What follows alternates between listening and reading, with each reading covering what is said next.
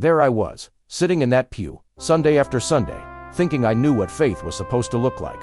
Hands raised when the music moved me, eyes closed when the feeling hit, baptized when it felt right, but never really got it. It was all about me, how the worship made me feel, how the sermon spoke to me, how the church could heal the emptiness I carried, but never wanted to admit.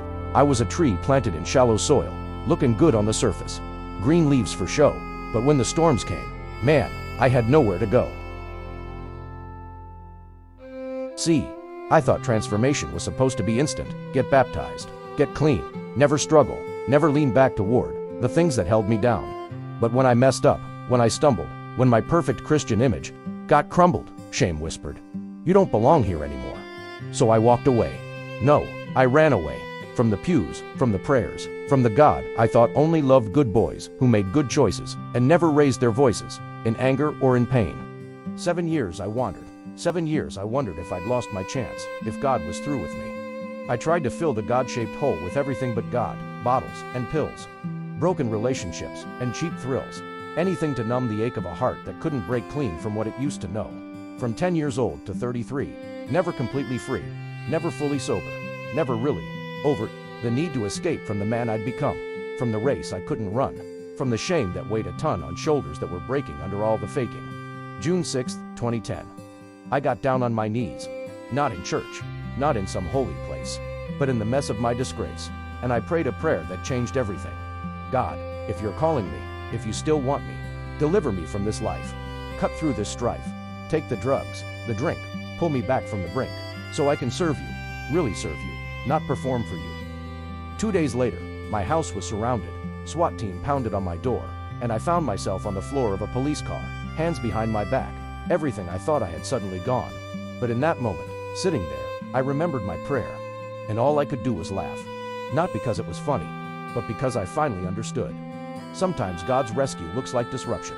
Sometimes His love feels like a shove out of our comfort zone. Sometimes He has to pull us out of the world to get the world out of us. Now it's been 15 years of real faith, deep faith, the kind that doesn't break when storms come. And they do come. I teach Sunday school now, lead Bible studies, sometimes preach, but I'm still learning, still growing, still knowing that I'm not perfect, that I mess up, that I slip up, but now I know where to turn. Even when depression hit, even when I didn't admit I was drinking again, even when the pain of divorce and death left me gasping for breath. This time was different. When my friend said, "Tommy, have you considered you might be an alcoholic?" I didn't run away. I didn't hide in shame. I ran straight to Jesus with my brokenness, my mess, and He met me there. 3 years sober now, and still growing somehow deeper into His grace, deeper into His love, deeper into the truth that His mercies are new. Every morning, every warning that I'm still human, still broken.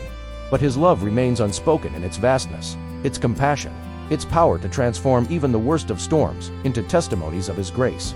So let me tell you something. The Bible, the church, they're for you, but they're not about you. Everything is about Him. When we make it about us, our feelings, our performance, our appearance, we plant ourselves in shallow ground that can't sustain real faith through real pain. But when we surrender, when we remember that He is God and we are not, when we stop trying to earn what's free, stop lying about who we're supposed to be, that's when transformation happens. Not because we're perfect, but because He's faithful. Not because we're strong, but because His love is never wrong. Life isn't easier now, but it's better. I can see His blessings even in life's stressing. I have hope for eternity, peace that brings serenity even when I don't understand His plan. Because deep roots don't make the storms stop coming. They keep you from falling when the winds start calling your name, trying to bring you shame, trying to make you think you're standing on the brink of disaster. But I know my Master, and He knows me, and He promised He would never leave, never forsake, never break His word to me. So when you fall, and you will fall, don't crawl away in shame. Don't let the enemy claim that you're too broken, that God's promises were just tokens of a love you've lost forever.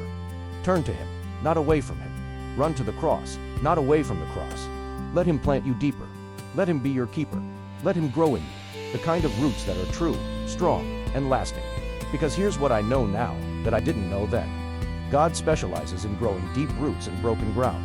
He takes the worst soil, the addict, the liar, the heart on fire with everything but Him, and somehow, some way, He makes it fertile ground for faith that won't be shaken, love that can't be taken, hope that doesn't disappoint. Deep roots aren't built in a day, but they're built one day at a time, one choice at a time, one surrender at a time.